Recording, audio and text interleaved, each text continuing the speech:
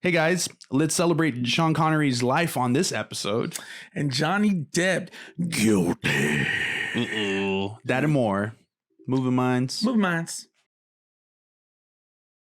Hey guys, this is Ish. And this is Ant. We're Movie Minds, where we keep you up to date with all the movie news, reviews, and some shows. Guys, and follow us on all our social media platforms, guys. Twitter, Instagram, Facebook, TikTok. We got some really cool TikToks and some good content over there. So check us out. And like always, guys, we thank you for being a part of it. Thank you for subscribing. Thank you for all the likes. Thank you for the views. We appreciate it. You guys don't know how much. Yes. But other than that, let's get to it. Let's go into worthy mentions. Guys, we have a statement from the great Oz. Christopher Nolan actually made a statement about Tenet not being successful in the theater realm here in the U.S. Tenet made $350 million globally, which does kind of make it a failure to some degree because of how much money it costs. The film cost $200 million, and that's not including the money that they used to market the film. He goes on by saying that he doesn't think that it was a failure. So. Yeah, he said that he was thrilled. So does Warner Brothers, kind of backs him up on a little bit on that statement. What he does share concerns about how studios didn't follow suit and how they were gun shy with their releases. A lot of pushbacks, and yeah, it's unfortunate to see that other studios are not just taking the win, really. And I get it. I know it's a lot of money that's left on the table if they release right now during a pandemic.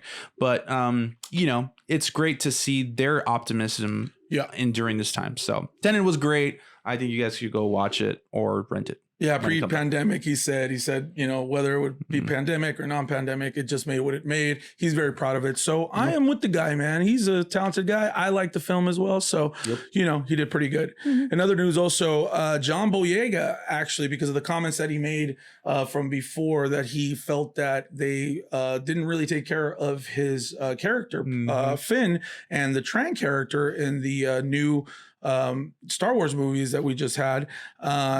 He made some pretty controversial comments. The actor said there was a lot of explaining on their end in terms of what how they saw things. They gave me a chance to also explain what was my experience like. I'd hope that me being so open with my career at this stage would help the next man, the guy that wants to be the assistant DOP, the guy that wants to be a producer. I hope that this conversation is not such a taboo or elephant in the room now because someone just came and said it. And so I'm really proud of him for saying those things. You know what I'm saying? Yeah, it's good to see how actually, you know, Disney is going to meet with John about all this. Yeah. It's great to see that institutions, organizations like these that have a voice. Disney is all over the place. And for them to not take into consideration what one of their key actors, really, in one of their biggest franchises ever, is displeased how things were done, I think that's a lot to gain from Disney's side and their point of view on how they can rectify certain things, because hey,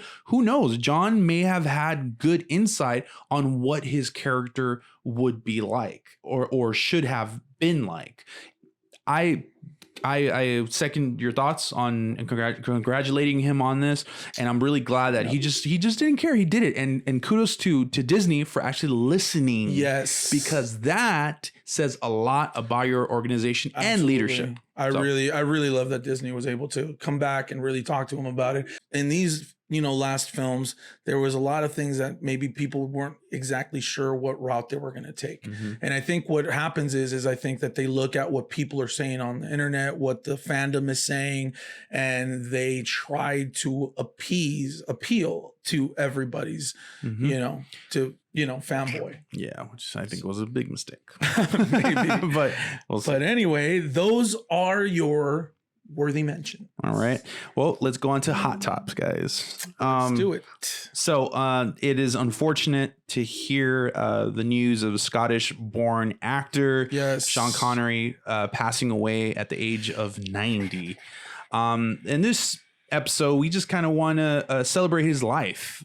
He's been around for decades in the Hollywood industry, not so much in these last few years, but let's just reminisce about Sean Connery, man, and his beautiful art that he has brought to our lives. So, Ant, yes, what do you remember? What's your first memory of Sean Connery, and how did you get introduced to him? Bond. James Bond, shaken, not stirred. He was the first, the first time I was exposed to that character, to be honest with you. And the way that he asked for his martini shaken, not stirred was this elegance, this suave. Like, this guy was Rico Suave with it. And I loved him from the first time I seen him act with his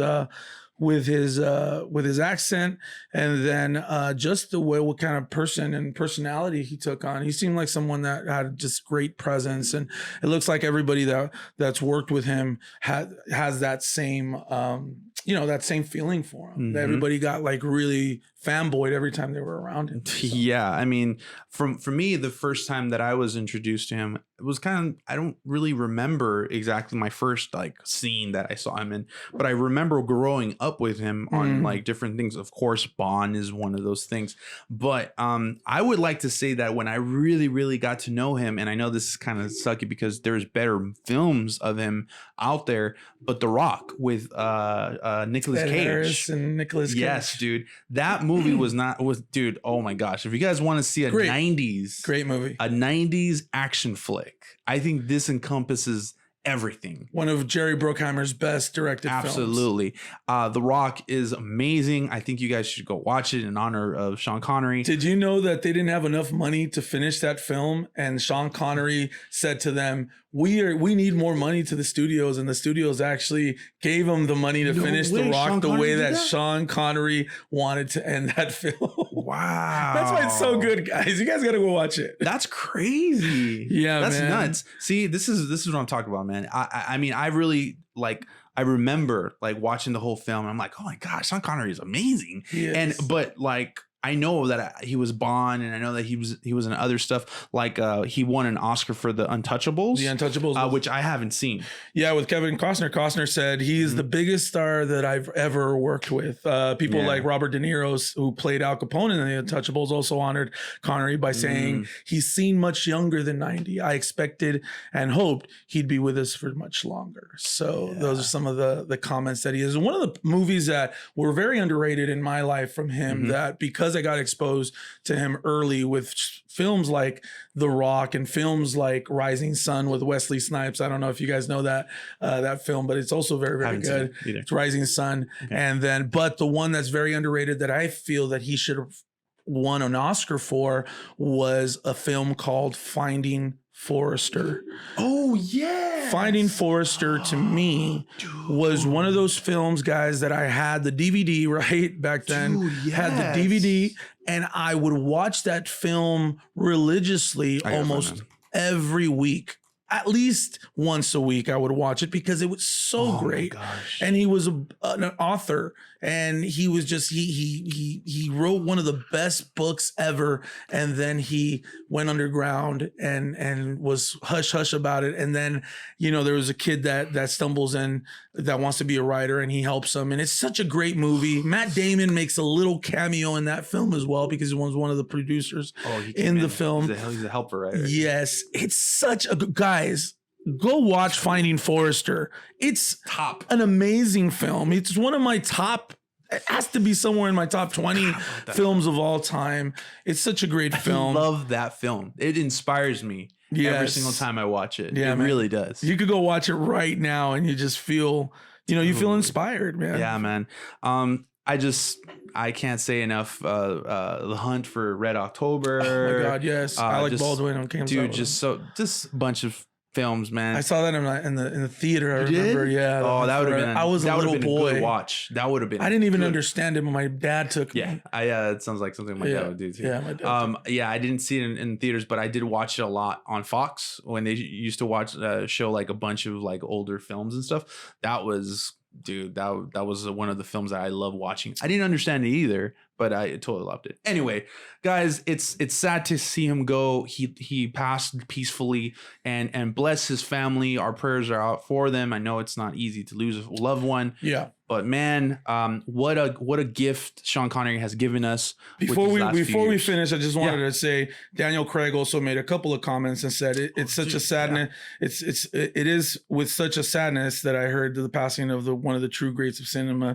Craig said to the statement, Sir Sean Connery will be remembered as Bond and so much more. He defined an era and a style. Absolutely. And then also Brosnan, another Bond, said, you were mighty in every way as an actor and as a man, and we will remain so till the end of time. You were loved by the world and you will be missed. God bless. Rest in peace. And the last one I'm going to finish, the quote that I loved so much, is by Sir Harrison Ford. And he said, he was my father, not in life, but in Indiana Jones 3.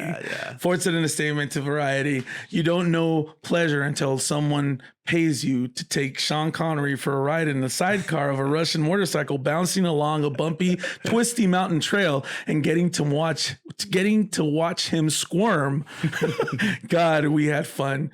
If he's in heaven, I hope he has a golf course. Rest in peace, dear friend. So there is a statement from Harrison Ford. Such a great guy, guys. Yeah. Rest in peace. We will remember you always, and we will continue to watch your movies. Yeah.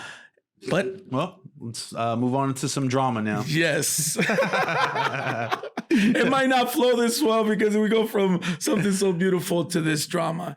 It looks like, guys, Johhny Depp and Amber Heard had their day in court over in the UK and the United Kingdom. And it turns out Amber actually won the defamation charge placed by him. Okay, this wasn't something that was placed by her. It was placed by him, and he lost. And so my question to you is how do you think that moving forward in his film career, how is this going to affect him in the U.S. and what he's going right now in the trial in the U.S.? He's going to have to do the same thing in the U.S. as well. Yeah. So what do you think? At first, I'm like, there's a tabloid going out and talking about it, but little by little, that rolls around bigger and bigger. And now he needs like some serious lawyering up. He's gonna appeal it, but it's definitely gonna hurt him in the long run, no matter how you cut it. Yeah. This is out there. The internet has it. People, there's memes, there's things that are just in our all like knowledge. So it's done. I mean, there's really a little that we could really do, or he can do. It's gonna affect him, especially on the studio side. I think that's the part of it where you may think, oh well, how are you gonna get $50 million out of that? Well, because he's losing way more than $50 million in the future. I mean, Johhny Depp is really young still, and he could have gotten a ton of more roles in his future. Maybe this is the end of Johhny Depp. Maybe that's a little bit too harsh, but I don't know. It's possible. Yeah. I'm one of those people that forgive, and I want to be able to forgive, and we should all be able to forgive for things that people do at times. Right now, I'm in the area where I don't know what happened. I've seen a lot of videos about this girl, Amber Heard, and what she's done, and it looks really, really bad. He says that it's like all made up by her. That's right. And she says that she's the aggressor, and a lot of the people in her ex-girlfriends and whatever, they've all come to bat for Johhny and saying that that's not his personality. And I've always seen him to be a very, very gentle dude on camera. Right. Who knows what he does, but there's a lot of other people. Chill. But other people that have been with him, they came to defend him, even his ex-girlfriends. And to be honest, this girl, Amber Heard, it really, really struck a chord with me with her, that I felt that she was lying about a lot of things because of the things that she got caught doing that were wrong. And, she cheated on him with James Franco and all these things that are on tape and that you can see. They also say that, they have other evidence to show that Johhny Depp did a lot more wrong. So we will have to find out to see what happens with that. Is regarding, Johhny Depp's career. I think, I was watching John Campea, one of my favorite critics. He has his own show, the John Campea Show. Check it out, you guys. Yeah, it's awesome. He was talking about, that he can't watch things with Chris Brown, and you know, he can't see things with people that have done things to women and things like that. And I totally, you know, I respect that.